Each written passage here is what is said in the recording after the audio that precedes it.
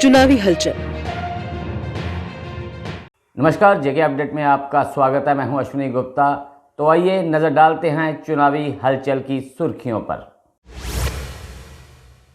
कांग्रेस के उधमपुर डोडा लोकसभा सीट के प्रत्याशी चौधरी लाल सिंह ने आज रामबन में रोड शो का आयोजन किया। उनके साथ कांग्रेस अध्यक्ष विकार रसूल वानी भी मौजूद रहे। उनके रोड शो में भारी संख्या में लोग जुटे, जबकि बाद में कई लोगों ने उनकी मौजूदगी में कांग्रेस का दामन भी थाम लिया।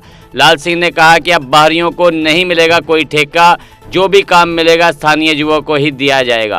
और सुनो, हम इस समय हमारी पार्टी, हमारा अलायंस इतना स्ट्रांग है, इनका कैंडिडेट चौधरी लाल सिंह इतना स्ट्रांग है, ये लोग नहीं टिकेंगे क्या आपको? इसलिए चिंता मत करो, जीतेंगे। 8 में गिनती शुरू होगी, 8:30 घर चले जाएगी। सर अब लोग वोट नहीं देंगे, ये लोग ऐसे सड़कों पे खड़े नहीं है। अब जगह जगह देखोगे हजारों लोग। जितना बड़ा जलसा मैंने किया, जितना बड़ा फार्म मैंने भरा, ये सारे जम्मू कश्मीर के जितने लोगों ने फार्म भरे।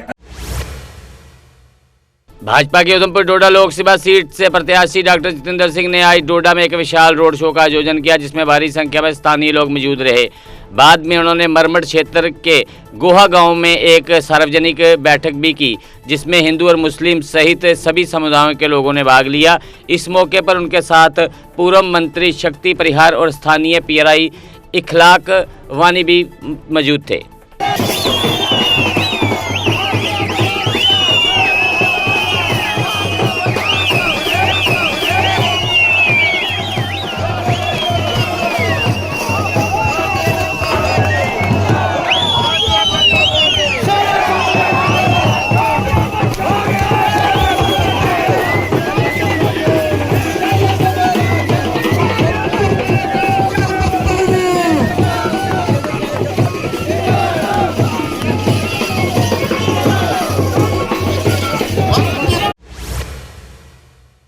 अनंतनाग राजौरी लोकसभा सीट से डीपीएपी के प्रत्याशी गुलाम नबी आज़ाद ने आज पत्रकार वार्ता कर अपने चुनाव लड़ने के कारण को सार्वजनिक किया। उन्होंने कहा कि हम राज्य का दर्जा बहाली को लेकर चुनाव लड़ रहे हैं, क्योंकि धारा 370 व 35A को आनन फानन में हमसे छीन हम पर सियासी बिजली गिराई गई थी। लेकिन मैं फाइटर हूं और हमेशा फ्रंट पर ही लड़ा हूं।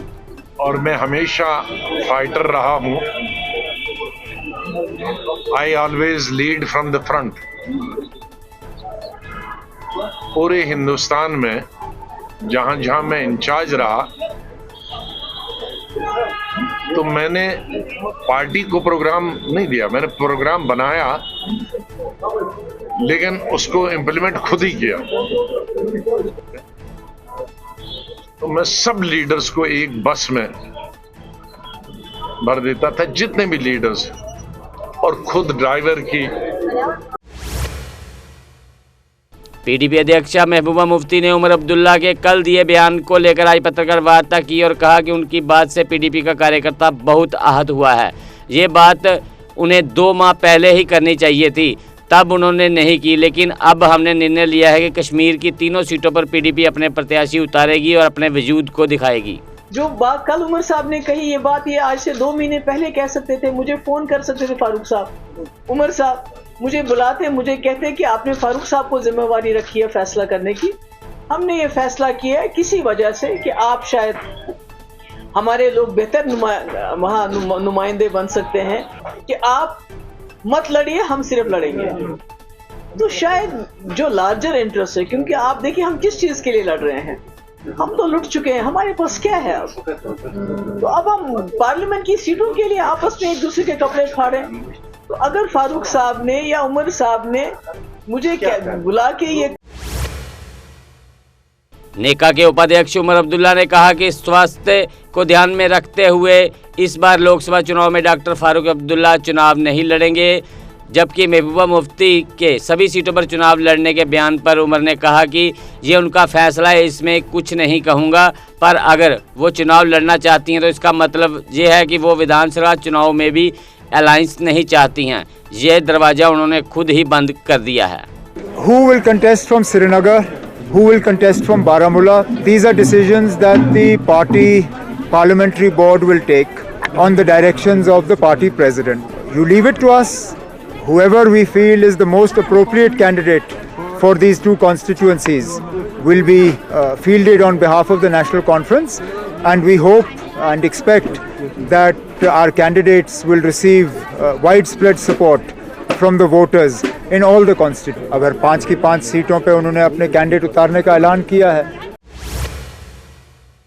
कांग्रेस के जम्मू रियासी लोकसभा सीट के प्रत्याशी रमन भल्ला ने आज जम्मू के बाहू फोर्ट में अपनी एक चुनावी सभा को संबोधित करते हुए कहा कि आज लड़ाई कांग्रेस की नहीं है बल्कि संविधान को बचाने की है और इस लड़ाई में हमें आप सभी का सहयोग चाहिए क्योंकि बाबा साहब अंबेडकर के संविधान को हमें बचाना है।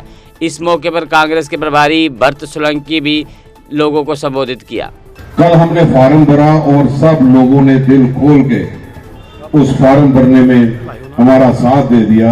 मैं इस मंच में तमाम साथियों का शुक्रिया अदा करता हूं कि इतनी कड़कती धूप में भी कई व्यवस्था नहीं भी रही होगी, लेकिन आपने भरपूर हमारे हौसले बुलंद रखे। मैं आपका शुक्रिया अदा करता हूं। और कल फॉर्म भरने के बाद आज बाहुए वाली माता के चरणों में आप सारे पूजनीय लोगों को आपका आशीर्वाद लेने के लिए अपनी बातें रखने के लिए आया हूं। पहली जम्मू शहर में कैंपेन के बाद भाजपा के जम्मू रियासी लोकसभा सीट से प्रत्याशी जुगल किशोर शर्मा ने आज गगवाल स्थित भगवान नरसिंह मंदिर में माथा टेका और एक सभा को संबोधित किया। उन्होंने कहा कि पीएम नरेंद्र मोदी ने पूरे देश में जो जनहित की योजनाएं शुरू की हैं उनका लाभ करोड़ों लोग ले रहे हैं। किसानों को 6,000 रुपये दिया जाता है जिससे किसानों का उत्थान किया गया है। देश का उद्धार करा कर दें, देश की शक्तिशाली बना कर दें, आर्थिक दृष्टि ने मजबूत बना कर दें, सीमाएं की सुरक्षित रखा कर दें, देश का मान सम्मान बना कर दें, देश के नागरिकों की आत्मनिर्भर बनाने वास्ते कार्य करा कर दें, गरीब और किसान और विशेष तौर पर देश के हर एक वर्ग वास्ते काम काज करा कर दें और हर नागरिक वास्ते कोई ना कोई योजना हमने चलाई है। मैं योजना का जिक्र देते नहीं कर लगा, लेकिन अगर सपोज करो एक योजना कोई ले लो तो चुनावी हलचल में फिलहाल इतना ही। मुझे दे इजाजत। आप जुड़े रहें जेके अपडेट के साथ। जम्मू कश्मीर की खबरों के लिए जुड़े रहिए जेके अपडेट के साथ।